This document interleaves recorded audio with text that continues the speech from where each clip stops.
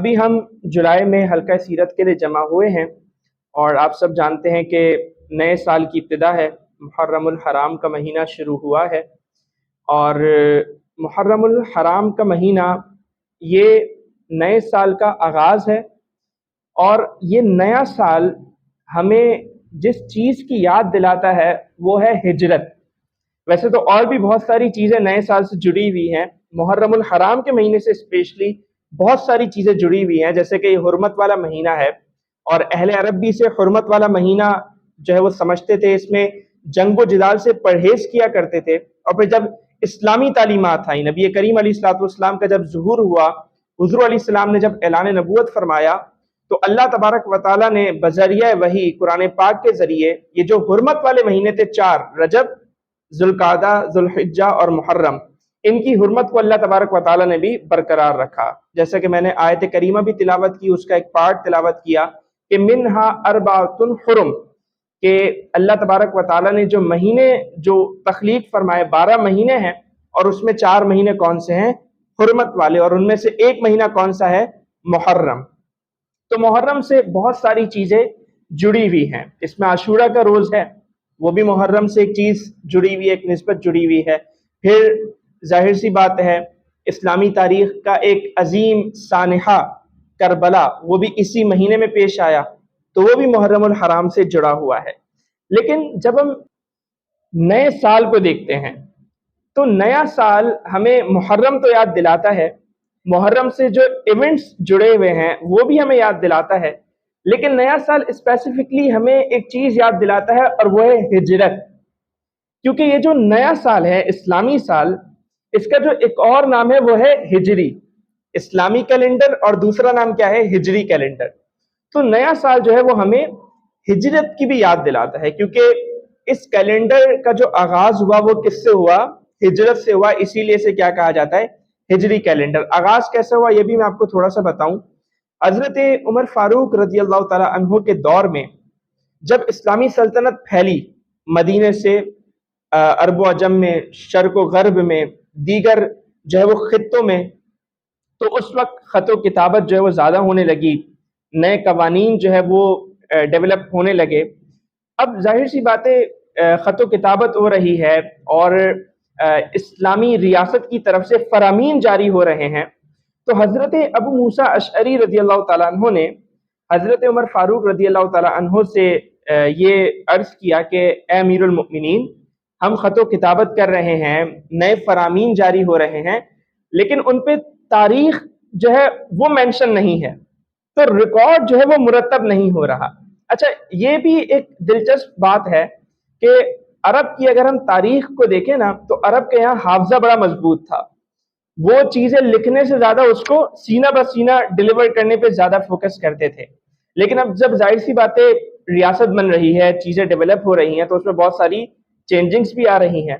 تو حضرت ابو موسیٰ اشعری رضی اللہ تعالیٰ عنہ نے حضرت عمر فاروق رضی اللہ تعالیٰ عنہ سے یہ عرض کیا کہ تاریخ مینشن ہونی چاہیے، اور ہمارا ایک پراپر کیلنڈر ہونا چاہیے، ایک پراپر حساب کتاب ہونا چاہیے، تاکہ پتہ چلے، ریکارڈ ہو کہ یہ خط، یہ حکم کب جاری ہوا، یہ جو ہے ریاست کی طرف سے اگر کوئی آرڈر جاری ہوا تو اس کی ڈیٹ کیا تھی، تاکہ وہ ایک ریکارڈ ہمارا جو ہے وہ مینٹین رہے۔ تو حضرت عمر فاروق رضی اللہ تعالیٰ عنہ کو یہ تجویز بڑی پسند آئی، اور آپ نے شورا کا مشورہ بلایا۔ اب اس بات پہ جو ہے وہ ڈیبیٹ شروع ہوئی کہ ہم اپنی تاریخ کہاں سے شروع کریں، کس جو ہے وہ انسیڈنٹ سے، کس واقعے سے ہم اپنی تاریخ کا آغاز کریں۔ کیونکہ دیکھیں کیلنڈر جو ہوتا ہے نا، کیلنڈر وہ جب آغاز ہوتا ہے کیلنڈر کا، تو اس کے پیچھے کوئی بڑا واقعہ ہوتا ہے، جیسے کہ عیسوی کیلنڈر ہے جس کو ہم فالو کرتے ہیں نارمل، اس کی ابتدا کہاں سے ہے؟ حضرت عیسیٰ علیہ السلام سے۔ تو وہ ایک انسیڈنٹ تھا، بڑا واقعہ تھا عیسائیوں کے لیے، ان لوگوں کے لیے، تو انہوں نے کیا کیا؟ وہاں سے اپنے کیلنڈر کا آغاز کیا۔ اچھا، اسی طرح عرب میں جو کیلنڈر رائج تھا نبی کریم علیہ السلام سے پہلے، وہ رائج تھا حضور علیہ السلام کے ایک جد امجد تھے، ان کا نام تھا قصی، اور ان کا عرب میں بہت بڑا مقام و مرتبہ تھا۔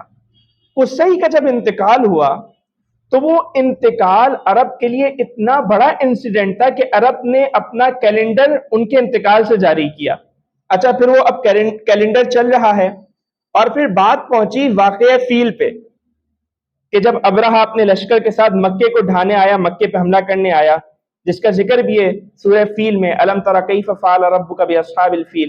اللہ تعالیٰ نے جو ہے وہ چھوٹے چھوٹے پرندے بھیجے، انہوں نے کنکریاں گرائیں، اور ابابیل کا جو لشکر، ابابیل جو تھے انہوں نے ابرہہ کے لشکر کو، ہاتھیوں والے لشکر کو تہس نہس کر دیا۔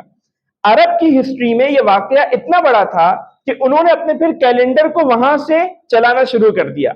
اسی لیے اگر آپ دیکھیں تو جب ہم پڑھتے ہیں نا نبی کریم علیہ السلام کی ولادت واقعہ فیل کے 55 دن بعد ہوئی، اس کا ریزن یہ ہے کہ وہ کیلنڈر وہاں سے انہوں نے اپنا جو ہے وہ شروع کیا۔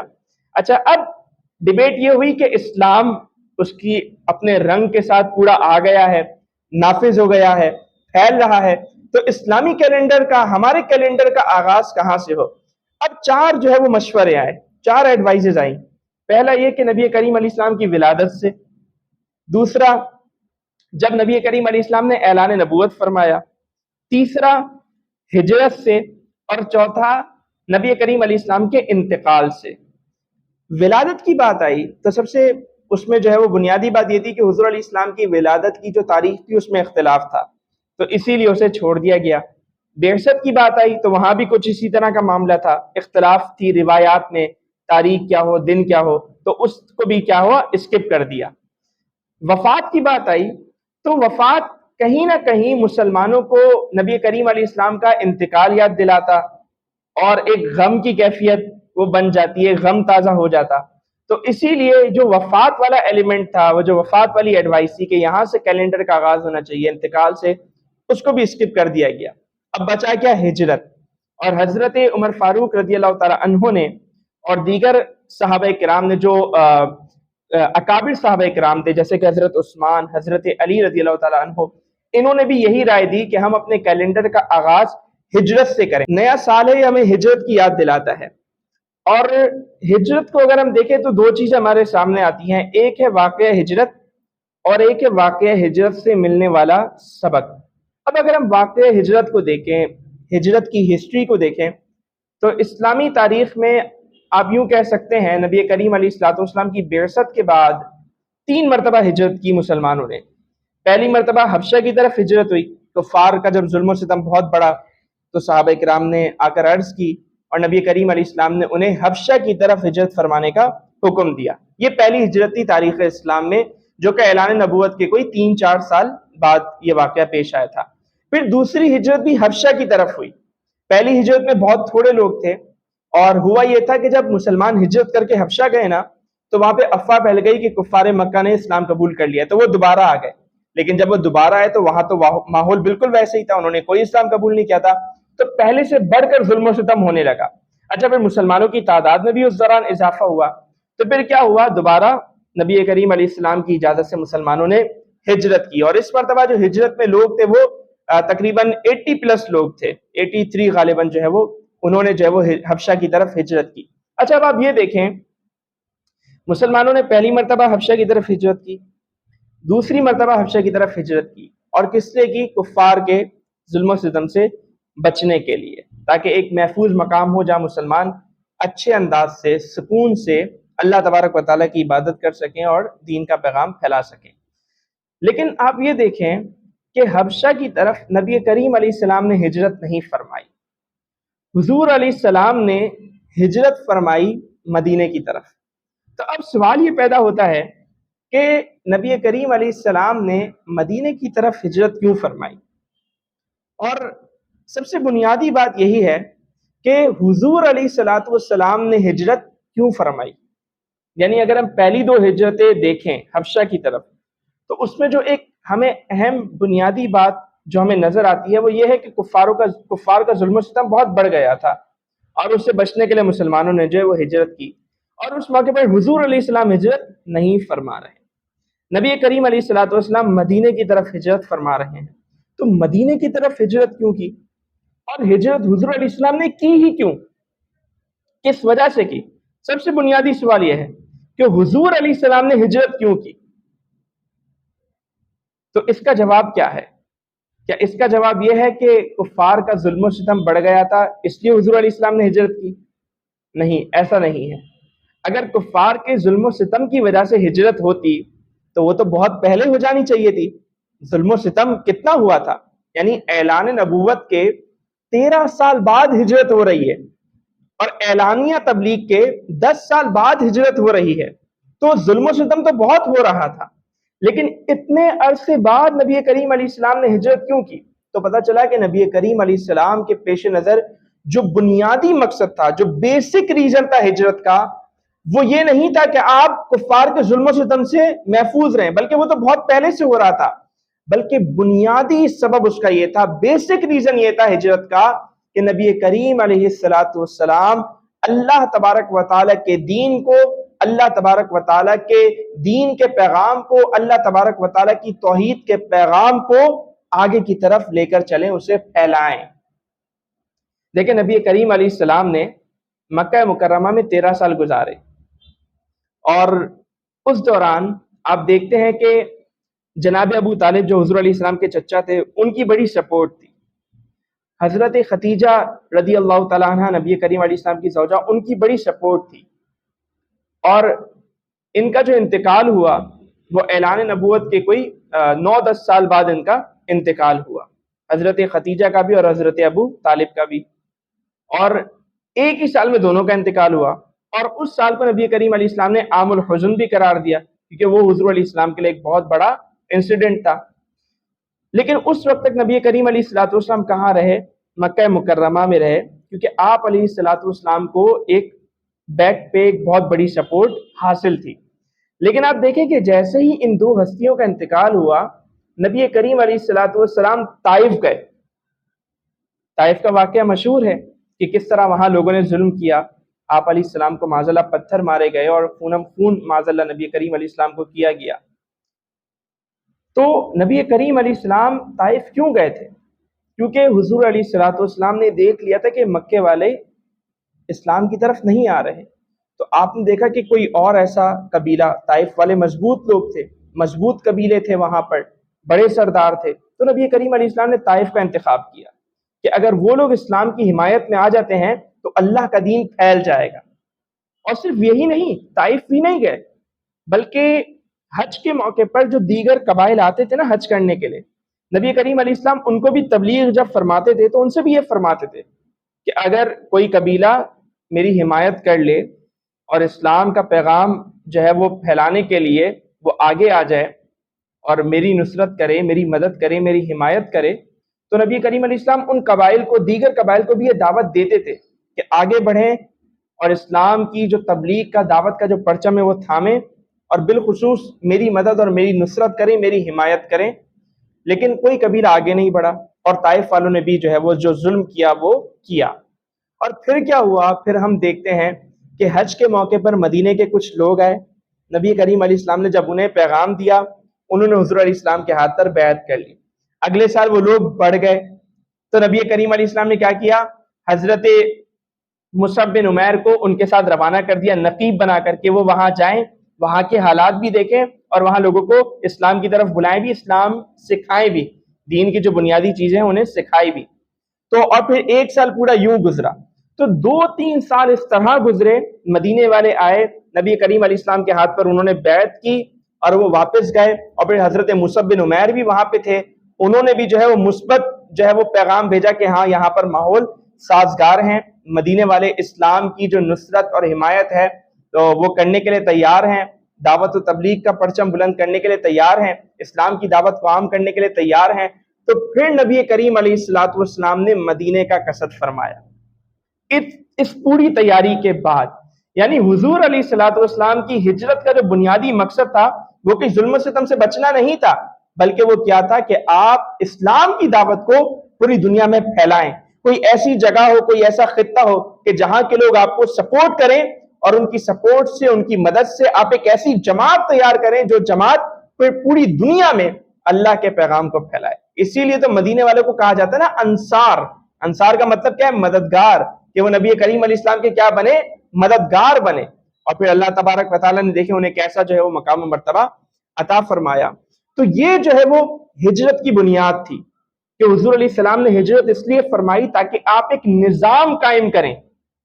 اب دیکھیں، آپ ذرا یہ بھی دیکھیں، اگر نبی کریم علیہ السلام چاہتے تو کیا کرتے؟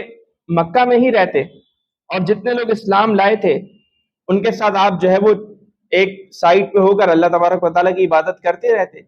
لیکن نبی کریم علیہ السلام کے منصب نبوت کا جو آپ علیہ السلام کا منصب تھا، یہ بات اس کے خلاف تھی کہ آپ علیہ السلام صرف اپنے بارے میں سوچتے.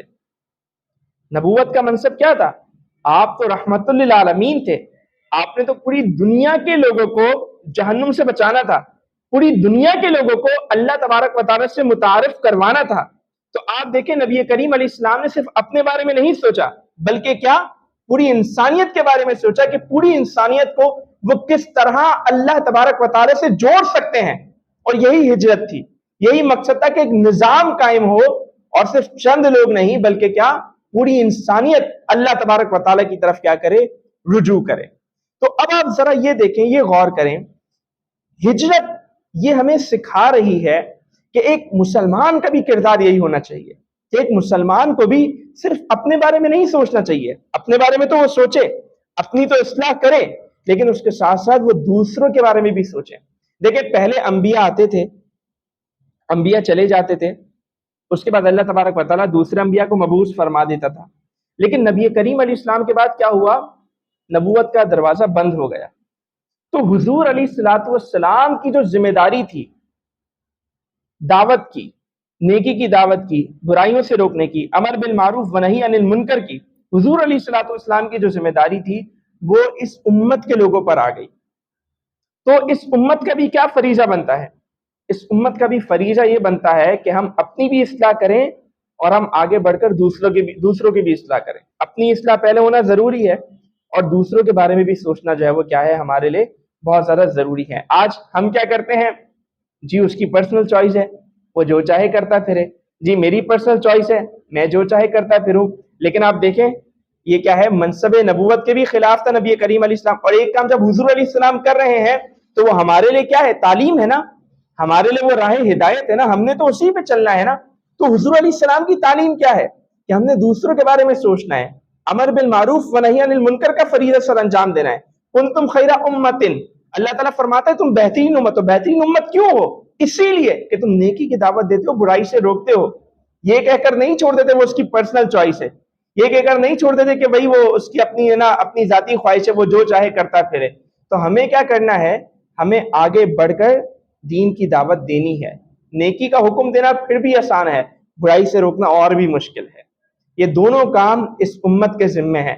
اس امت کا ہر فرد، ہر مسلمان اپنے عمل سے نیکی کی دعوت دیتا ہے، برائی سے روکتا ہے. ہم جس شعبے میں بھی ہوں، جس فیلڈ میں بھی ہوں، ایک مسلمان کی بنیادی ذمہ داری ہے کہ وہ کیا کرے؟ اپنے اخلاق سے، اپنے رویے سے، اپنے کردار سے دوسروں کو متاثر کرے. ہمارے اسلاف بھی تو ایسے ہی تھے نا کہ لوگ انہیں دیکھ کر مسلمان ہو جایا کرتے تھے. تو بہرحال ہجرت ہمیں یہ سکھاتی ہے کہ ہمیں صرف اپنے لیے نہیں بلکہ سب کے لیے سوچنا ہے. دیکھیں اسلام جو ہے نا، اسلام اس کی آپ اپروچ دیکھیں.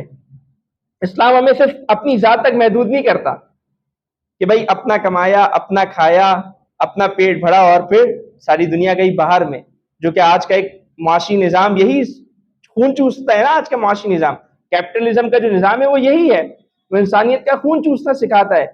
ٹھیک ہے، پیسہ جس طرح سے بھی بناؤ، بھلے انسانیت کا کباڑہ ہو جائے، جس طرح پیسہ بنا سکتے ہو، زیادہ سے زیادہ پیسہ بنا سکتے ہو بناؤ. آج دنیا میں یہی تھا. تو یہ اسلام کی اپروچ نہیں ہے. اسلام تو کیا ہے؟ آپ کو جو ہے وہ بڑا ویو دیتا ہے، آپ کو بڑی اپروچ دیتا ہے کہ آپ سب تک پہنچے. تو یہ ہجرت تھی. اور پھر آپ ایک اور بات ذرا دیکھیں کہ جیسے میں نے آپ سے عرض کیا کہ نبی کریم علیہ السلام کی جو ہجرت تھی وہ کس لیے تھی؟ کہ آپ علیہ السلام ایک ایسی جماعت تیار کریں جو کیا ہو؟ دین کی دعوت کو لوگوں تک پہنچائے. اللہ کے رسول نے مدینے ہجرت کی کس لیے؟ نظام قائم کرنے کے لیے. اور نواسے رسول نے مدینے سے ہجرت کی کیوں؟ اسی نظام کو بچانے کے لیے. امام حسین چاہتے تو مدینے میں رہتے، نمازیں پڑھتے رہتے، روزے رکھتے رہتے، لیکن کیا؟ نظام بڑا ضروری تھا، نظام کی بڑی اہمیت تھی. اسی نظام کو قائم کرنے کے لیے ہجرت کی گئی مدینے کی طرف، اور اسی نظام کو بچانے کے لیے ہجرت کی گئی اہل بیت نے، حضور کے خانوادے نے، کربلا کی طرف. تو یہ جو ہے وہ ہجرت ہمیں سکھاتی ہے کہ ہمیں کیا ہے؟ نظام کو تبدیل کرنا ہے. نظام کے لیے، نظام کی تبدیلی کے لیے ہمیں کیا کرنا ہے؟ اپنی کوشش کرنی ہے.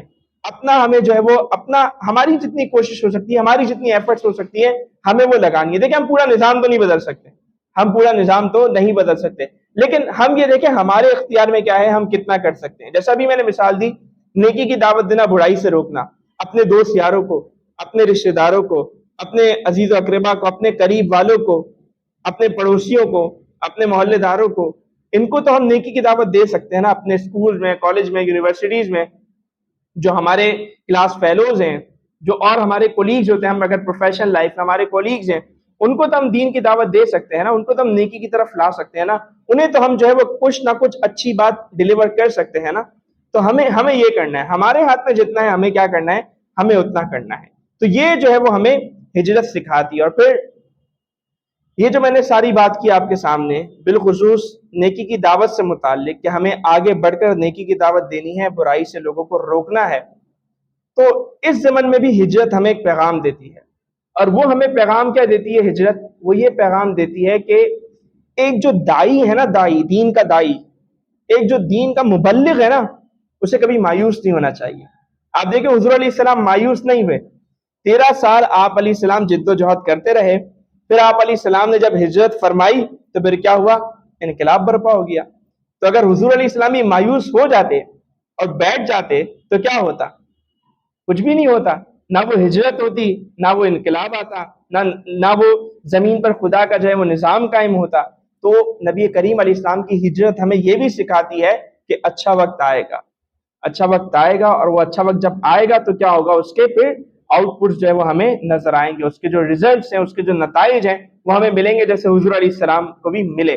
13 سال کی جد و جہد کے بعد جب آپ نے ہجرت کی تو پھر کیا ہوا؟ دنیا یکسر جو ہے وہ تبدیل ہو گئی۔ پھر اس کے ساتھ ساتھ ہجرت ہمیں یہ بھی سکھاتی ہے کہ دین قربانی مانگتا ہے۔ ہجرت ہمیں یہ بھی سکھاتی ہے کہ ہمارا رویہ ایثار اور ہمدردی مانگتا ہے۔ ہجرت ہمیں یہ بھی سکھاتی ہے کہ ہمارا عمل اخلاص مانگتا ہے۔ اب ان تینوں چیزوں پر بھی بہت ویسے لمبی گفتگو ہو سکتی ہے، جیسے میں اگر بات کروں، دین قربانی مانگتا ہے، ہجرت ہمیں یہ سکھاتی ہے۔ تو آپ دیکھیں صحابہ کرام نے کس طرح قربانیاں دی، حضور علیہ السلام نے کس طرح قربانی دی، اپنا وطن چھوڑا، اپنی زمین چھوڑی، اپنی جو ہے وہ ان کے جو ایسٹس تھے، ان کا جو سامان تجارت تھا، ان کی جو ساری چیزیں تھی، ان کا جو خاندان تھا ایون، وہ تک چھوڑ دیا ہجرت کے لیے۔ تو دین کیا ہے؟ قربانی مانگتا ہے۔ یہ ہجرت ہمیں سکھاتی ہے۔ ہجرت ہمیں یہ سکھاتی ہے کہ ہمارا رویہ ہم سے ایثار اور ہمدردی مانگتا ہے۔ کس طرح کہ ہجرت کے بعد کیا ہوا؟ انصار نے کیا کیا؟ اپنا بھائی بنا لیا مہاجرین کو، اور اپنا آدھا مال و دولت مہاجرین کے قدموں پہ رکھ دیا۔ تو ہجرت ہمیں یہ سکھاتی ہے ایک مسلمان کے ساتھ ہمارا رویہ کس طرح ہونا چاہیے؟ ایثار اور ہمدردی والا۔ اور پھر ہجرت ہمیں یہ سکھاتی ہے کہ ہمارے عمل میں اخلاص ہونا چاہیے، کیونکہ ہجرت کس کے لیے تھی؟ خالص اللہ اور اس کے رسول صلی اللہ علیہ وآلہ وسلم کے لیے تھی۔ تو اگر ہجرت اللہ اور اس کے رسول کے لیے نہ ہو، صرف مال و دولت کے لیے ہو، جیسے حدیث پاک میں بھی آیا نا، نبی کریم علیہ السلام، ایک بڑی مشہور حدیث ہم نے سنی ہے، بلکہ ہم ہر دفعہ ہی سنتے ہیں، انما الاعمال بالنیات، کہ اعمال کا دار و مدار کس پر ہے؟ نیت پر ہے۔ یہ جو حدیث ہے یہ ہجرت کے ہی کانٹیکس میں ہے۔ اس کا جو اگلا پارٹ ہے وہ کیا ہے؟ انما الاعمال بالنیات فمن كانت هجرته الى الله ورسوله فهجرته الى الله ورسوله ومن كانت هجرته الى دنیا يصيبها او امرأة ينكحها فهجرته الى ما هاجر اليه، کہ جس کی ہجرت اللہ اور اس کے رسول کی طرف ہے تو اس کی ہجرت اللہ اور اس کے رسول کے لیے ہے۔ جس کی ہجرت دنیا کے لیے ہے، کسی عورت سے نکاح کرنے کے لیے ہے، تو پھر اس کی ہجرت اسی کے لیے ہے۔ تو ہجرت ہمیں یہ بھی سکھاتی ہے ہمارے عمل میں کیا ہونا چاہیے؟ اخلاص ہونا چاہیے۔ لیکن پرابلم یہ ہے، عمل میں اخلاص تو اس وقت پیدا ہونا جب عمل ہو۔ آج ہم بے عملی کا شکار ہیں، تو ہماری کوشش یہ ہونی چاہیے، ہجرت یہ سب ہمیں سبق دے رہی ہے، یہ درس دے رہی ہے کہ ہمارا عمل بھی اچھا ہو، ہم اپنی بھی اصلاح کریں، اپنے عمل میں اخلاص بھی پیدا کریں، اور پھر ہم کیا کریں؟ لوگوں تک اس اچھی بات کو، اس دین کے پیغام کو، نیکی کی دعوت کو پہنچائیں اور انہیں برائی سے روکے بھی۔ اب بس میں آخری بات کروں گا انشاءاللہ، پھر ہم اختتام کریں گے۔ وہ یہ کہ جب ہم ہجرت کی بات کرتے ہیں تو ہمارے ذہن میں کیا ہجرت آتی ہے؟ کیا آتا ہے ہمارے ذہن میں؟ گھر بار چھوڑنا، ایک جگہ سے دوسری جگہ ٹریول کرنا، جیسے نبی کریم علیہ السلام نے بھی ہجرت فرمائی، مکہ چھوڑا، مدینہ تشریف لے گئے۔ امام حسین نے ہجرت کی، مدینہ چھوڑا، کربلا تشریف لے گئے۔ جب ہم ہجرت کا لفظ سنتے ہیں ہمارے ذہن میں یہی آتا ہے نا، 1947 کی یاد، ہمارے آباء و اجداد نے انڈیا چھوڑا، پاکستان آ گئے، سب کچھ لٹا دیا۔ یہ ہے ہجرت جسدی، یعنی جسم کی ہجرت۔ اس کے مواقع کبھی کبھار آتے ہیں، ہر دفعہ نہیں، ہر دفعہ اس کے مواقع نہیں ہوتے، ہر دفعہ اس ہجرت کا موقع نہیں ہوتا۔ جیسے اس وقت تھی، حبشہ کے وقت تھی، مدینے کے وقت تھی، اور بھی جو ہے وہ اس کے مواقع آئے۔ پھر کربلا میں امام حسین نے ہجرت کی کربلا کی طرف، پھر 1947 میں ہمارے آباء و اجداد نے ہجرت کی۔ تو یہ تو ایک ہجرت ہے، ہجرت جسدی، لیکن اس کے مواقع کم ہی ہوتے ہیں۔ لیکن ایک ہے ہجرت حقیقی، جس میں ہر مسلمان ہر وقت رہتا ہے۔ ہم میں سے ہر وقت ہر شخص ہجرت کر رہا ہوتا ہے، ہم میں سے ہر شخص ہر وقت کیا کر رہا ہوتا ہے؟ ہجرت کر رہا ہوتا ہے۔ کس کی طرف؟ اللہ اور اس کے رسول کے احکامات پر عمل کرنے کی طرف، اللہ اور اس کے رسول صلی اللہ علیہ وآلہ وسلم کی نافرمانی سے بچنے کی طرف۔ یہ بھی کیا ہے؟ ہجرت ہے۔ اور ہجرت صرف یہ نہیں ہے کہ آپ نے ایک ملک سے دوسرے ملک ہی جانا ہے، ہجرت یہ بھی ہے کہ اگر آپ کسی تعلیمی ادارے میں ہیں، کسی ایجوکیشنل انسٹیٹیوٹ میں ہیں، کسی کالج یا یونیورسٹی میں ہیں، وہاں کا ماحول اچھا نہیں ہے، تو آپ کیا کریں؟ کسی اچھے ماحول والے کالج یا یونیورسٹی میں چلے جائیں۔ یہ بھی ہجرت ہے۔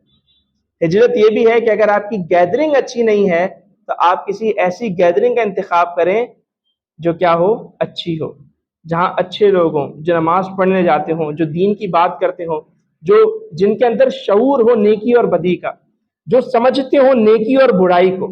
ہجرت یہ بھی ہے کہ ایک گیدرنگ سے دوسری گیدرنگ تبدیل کرنا۔ ہجرت یہ بھی ہے کہ ایجوکیشن انسٹیٹیوٹ سے دوسرے ایجوکیشن انسٹیٹیوٹ کی طرف جانا۔ ہجرت یہ بھی ہے کہ اگر آپ کی یہ ڈیوائس آپ کو گناہ میں مبتلا کر رہی ہے تو اس ڈیوائس کو چھوڑ کر اپنے مائنڈ کو دوسری طرف لے کر جانا۔ یہ سب ہجرتیں ہیں۔ ہر وہ کام جو آپ کو برائی کی طرف لے جائے اس سے کنارہ کشی اختیار کر لینا، یہ کیا ہے؟ ہجرت ہے۔ نبی کریم علیہ السلام نے کیا فرمایا؟ المہاجر من حجر ما نہى اللہ عنہ، کہ حقیقی مہاجر وہ ہے جو اللہ تبارک و تعالیٰ کی احکامات، اللہ تبارک و تعالیٰ کی نافرمانیوں سے ہجرت کر جائے۔ حقیقی مہاجر کون ہے؟ جو اللہ تبارک و تعالیٰ کی نافرمانیوں سے ہجرت کر جائے، جن چیزوں کا اللہ تعالیٰ نے حکم نہیں دیا ان سے وہ کیا کر جائے؟ ان چیزوں کی طرف ہجرت کر جائے جن چیزوں کا اللہ تبارک و تعالیٰ نے کیا دیا ہے؟ حکم دیا ہے۔ تو ہم میں سے ہر ایک ہر وقت ہجرت میں ہوتا ہے اللہ تبارک و تعالیٰ کی طرف۔ اور سب سے بڑھ کر ہمیں کوشش کیا کرنی ہے؟ ہمیں نبی کریم علیہ السلام کی طرف ہجرت کرنی ہے، ہمیں رسول اللہ صلی اللہ علیہ وآلہ وسلم کی طرف ہجرت کرنی ہے، ان کی سنتوں پر عمل کرنا ہے، ان کے احکامات کو اپنانا ہے، ان کی سیرت کو پڑھنا ہے، اسے سمجھنا ہے اور اسے اپنی زندگی میں نافذ کرنے کی کوشش کرنی ہے۔ اور یہ ہماری زندگی کا مقصد ہونا چاہیے کہ ہم اپنے نبی کریم صلی اللہ علیہ وآلہ وسلم کی طرف کیا کریں؟ ہجرت کریں۔ اور ہمارا یہ جو پلیٹ فارم ہے گلوبل سیرہ فورم کا، اس کا بھی مقصد یہ ہے کہ ہم نبی کریم علیہ الصلوۃ والسلام کی سیرت کو لوگوں تک پہنچائیں، ہم خود بھی حضور علیہ السلام سے جڑیں، لوگوں کو بھی نبی کریم علیہ الصلوۃ والسلام سے جوڑیں۔ اور یہ حقیقی ہجرت ہے، یہ سب سے اہم ہجرت ہے۔ اور اگر یہ ہجرت اگر ہماری زندگی میں نہیں ہے تو پھر ہماری زندگی میں کچھ بھی نہیں ہے۔ تو ہمیں کیا کرنا ہے؟ آج کی یہ جو ہماری نشست ہے، آج کا جو ہمارا حلقہ سیرت ہے، اس کا پیغام یہی ہے کہ ہمیں کیا کرنا ہے؟ نبی کریم علیہ الصلوۃ والسلام کی طرف ہجرت کرنی ہے۔ ہماری وہ چیزیں جن سے نبی کریم علیہ الصلوۃ والسلام کی نافرمانی ہوتی ہوں، جن میں حضور علیہ الصلوۃ والسلام کے احکامات کی جھلک نہ ہو، ہمیں ان کو کیا کرنا ہے؟ چھوڑ دینا ہے۔ ان چیزوں کی طرف آنا ہے کہ جن کا نبی کریم علیہ السلام نے حکم دیا، جو چیزیں نبی کریم علیہ الصلوۃ والسلام نے اپنائی، ہمیں جو ہے وہ ان چیزوں پر عمل کرنا ہے۔ تو میں امید کرتا ہوں کہ انشاءاللہ آپ ہمیں جو ہے وہ جوائن کرتے رہیں گے ہمارے منتھلی حلقہ سیرت میں، اور کوشش یہی ہوتی ہے کہ ہم حضور علیہ الصلوۃ والسلام کی سیرت کے کسی پہلو پر بات کریں، جیسے آج ہم نے ہجرت پہ بات کی، اور اسی طرح کوشش ہے کہ انشاءاللہ آگے بڑھ کر اس کام کو جو ہم لے کے چلیں۔ اور خواہش تو یہ ہے کہ آپ سب اس طرح جڑیں کہ آپ جو ہے وہ پارٹیسپیٹ کریں ہمارے ساتھ، اس طرح کہ اگر آج میں یہاں بیٹھا ہوں تو کل آپ بھی یہاں بیٹھے ہوں، اگر آج میں ایک جگہ یہاں بیٹھا ہوں تو دوسری جگہ کہیں آپ بھی بیٹھے ہوں، آپ بھی لوگوں کو نبی کریم علیہ السلام کی سیرت کا درس دیں، حضور علیہ السلام کی سیرت جو ہے وہ لوگوں تک پہنچائیں۔ تو یہی آج کی ہماری گفتگو تھی، یہی آج کے حلقہ سیرت کا پیغام تھا۔